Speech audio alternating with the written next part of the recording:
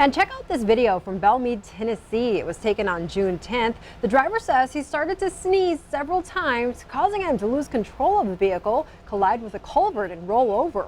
According to the police report, a group of golfers and construction workers witnessed the wreck and came to the driver's aid by flipping the car upright. Shortly after, the car can be seen catching fire. Miraculously, the driver suffered no injuries during the ordeal. Amazing what that combined strength can do and flip that car right back over. Those guys just jump right into action, open the doors, and out comes the driver with the airbag deployed and all. Wow.